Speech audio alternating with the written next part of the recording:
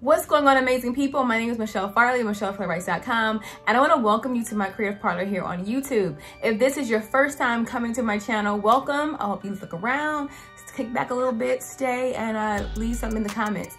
And if you're returning, thank you so much. I could not do this without you. All right, today I want to talk to those of you who are thinking about taking your talents, taking your skills, and taking the leap to make it into a profitable business, whether you decide to do a side hustle or full-time. I'm going to show you how you can start your business in 4 weeks. If you're ready to get started, let's go.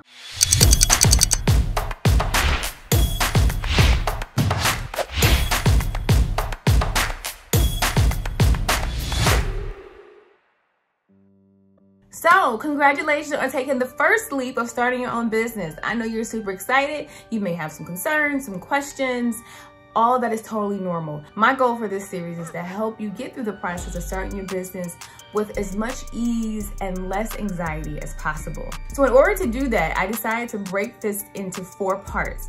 Each week, I'll go over what you should accomplish in that week, and then it'll be a continuation the following week. What I found is that when you give some people a whole bunch of information at the exact same time, it could feel overwhelming and actually be unmotivating.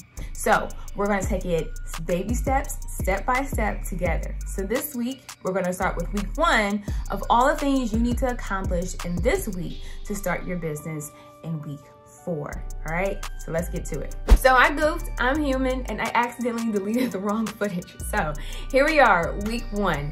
Week 1 is all about concept planning. This is where you're really gonna do a deep dive into your idea, pull out some things that make your product or service unique, and see if it test it out to see if it is a viable business. So on day 1, you're gonna refine your idea. If you're really into wellness or health or coaching or whatever the idea is, you wanna start to pull out some more elements of it. So maybe you're into wellness. This will be the opportunity for you to pull out more of that idea about wellness. Maybe it's the healing power of plants.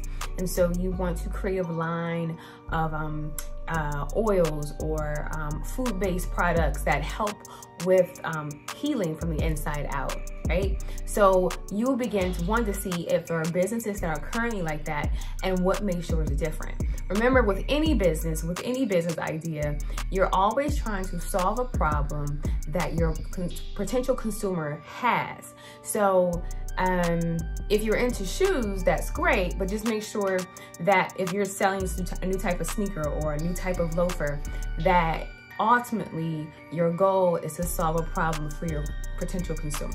So day 2 of week 1, you're gonna decide on your business model. Will this be a brick and mortar store? Will this be online? Will it be seasonal? Will it be subscription? Again, this is all coming down to doing your research about your particular business and how profitable it will be if it's online or if it's in person. So day 3 is all about conduct market research. This is where you're gonna deep dive into seeing what the trends are related to your industry. Again, if you're in the wellness industry, we know that there's vitamins, there's essential oils, there's certain types of water, certain types of ointments.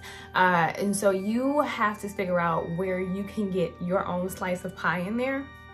Especially if it's a saturated market, what makes your product or service in this wellness space, for our example, what makes you different, and how are you solving a problem to meet the needs of a variety of people. So in day 4 of week 1, you're gonna begin to write a business plan. Now, I personally don't believe that you need a business plan unless you're looking for investors. I do, however, believe in mini business plans. And this is basically a timeline / outline of how you want to see your business grow in the next 1 to 5 years. As you're able to write your goals and milestones, as you begin to accomplish them, you can always go back and start to make edits to your mini business plan, and even give yourself a push goal of how much money you want to raise in a certain quarter, or the amount of sales, or if you want to have employees.